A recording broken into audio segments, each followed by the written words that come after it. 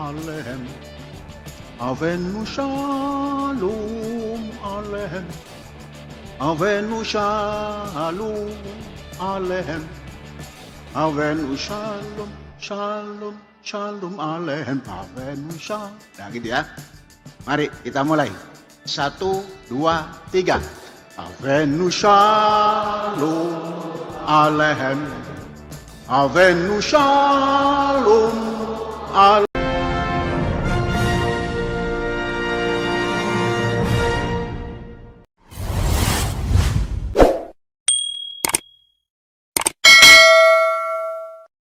Kalau kita mengenal Nasrani sudah biasa, tapi mengenal Yahudi ini rasanya bulu kuduk berdiri.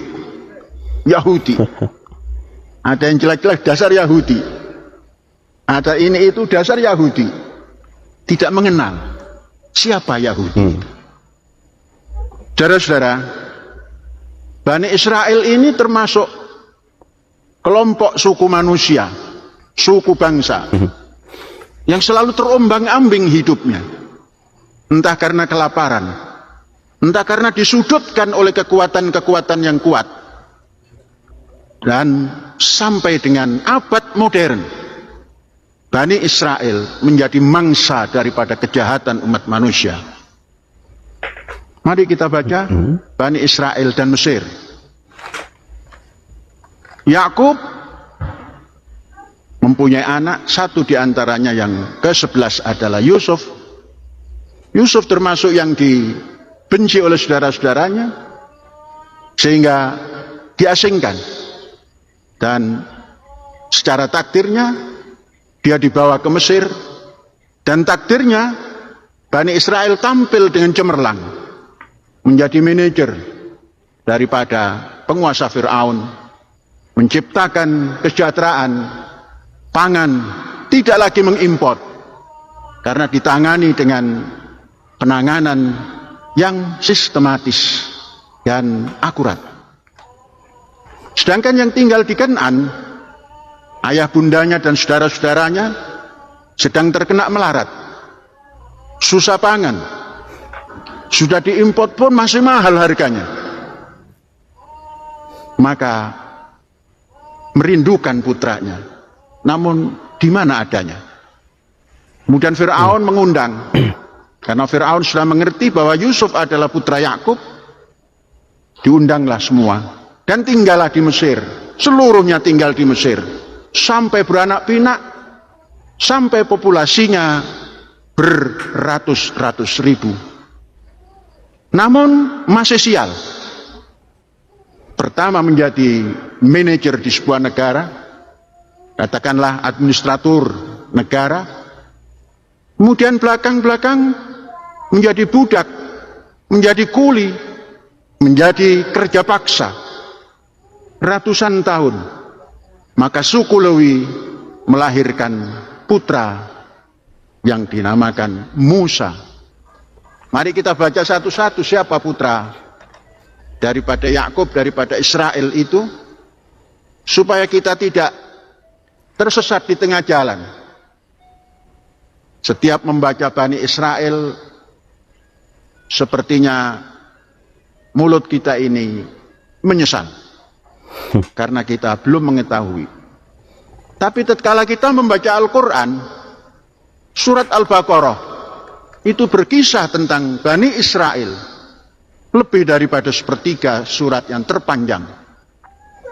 Nabi Muhammad bercerita Bani Israel, dan Israel umatnya belakangan ini tidak terlalu memahami siapa itu Israel yang oleh nabinya telah ditetapkan dalam Quran. Dan yang paling fasih membahas kitab-kitab perjanjian lama dan perjanjian baru adalah Nabi Muhammad dengan Qurannya, sekalipun tentunya tidak sesempurna yang telah ditulis, baik itu yang berada di Septuaginta dan lain-lain.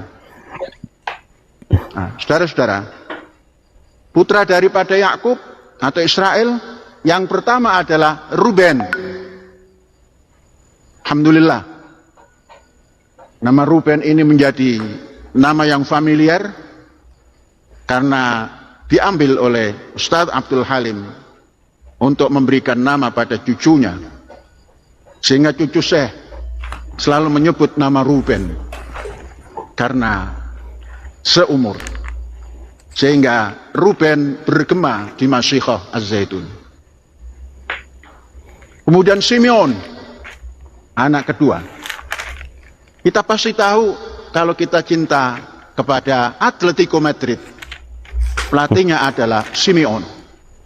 Tapi ini Simeon zaman ribuan tahun yang lalu. Kemudian Lewi. Lewi inilah nanti yang akan menurunkan gembong besar, Musa alaihissalam. Kemudian Yehuda. Dari Yehuda inilah yang akan timbul Yudaisme atau Yahudi. Kemudian nama Dan, anak yang kelima. Kemudian Naftali. Kemudian Gad. Kemudian Asher. Kemudian Issachar. Kemudian Zabulon. Kemudian Yusuf. Kemudian Bin Yamin. Nama putra yang satu ini dinamakan Bin Yamin, anak kanan, karena membiasakan yang baik itu kanan. Tatkala lahir Bin Yamin ini, bundanya wafat tapi dia hidup, maka Israel menamakan putranya ini Bin Yamin, anak kanan. Ibundanya wafat melahirkan, putranya hidup, dinamakan Bin Yamin. 12 cucu daripada Ishak, 12 cicit daripada Ibrahim, dari turunan Bunda Sarah. Inilah nanti yang disebut ya Bani Israel. Inilah yang menurunkan turunan-turunan Israel, yang kemudian bergerak karena tampil Nabi Ibrahim, kemudian melahirkan Ishak. Itu adalah di Kanaan, yang kemudian terkenal Palestina. Dan kepada cucu dan cicitnya mengatakan, tinggallah di bumi yang dijanjikan oleh Allah kepadamu. Itulah Palestina. Mengenal silsilah ini, maka kita tumbuh sile asih, sile asah, sile asuh. Itu namanya toleransi. Tatkala tidak mengenal, maka seakan-akan Israel itu bajingan yang harus dijauhi. Tidak tahu Israel adalah putra daripada Ishak, putra daripada Ibrahim alaihissalam, yang hari-hari kita membaca doa selawat. Allahumma sholli ala Muhammad wa ala ali Muhammad kama shallaita ala Ibrahim wa ala ali Ibrahim. Hari-hari kita membaca itu, tapi hari-hari tertanam rasa dengki kepada Ali Ibrahim yang bernama Israel dan Bani Israelnya. Sehingga mendengar nama Israel sebagai negara, seakan-akan dia, negara itu adalah penjajah. Andainya juga iya, bangsa Indonesia, andainya Muslimnya ini memahami dengan detail apa yang diturunkan oleh Ibrahim alaihissalam sampai Medan menyatu menjadi negara Republik Indonesia, itu akan berpikir, mengucapkan Israel penjahat. Na'udzubillah. Saudara-saudara, jangan masuk kelompok yang berpikir seperti itu.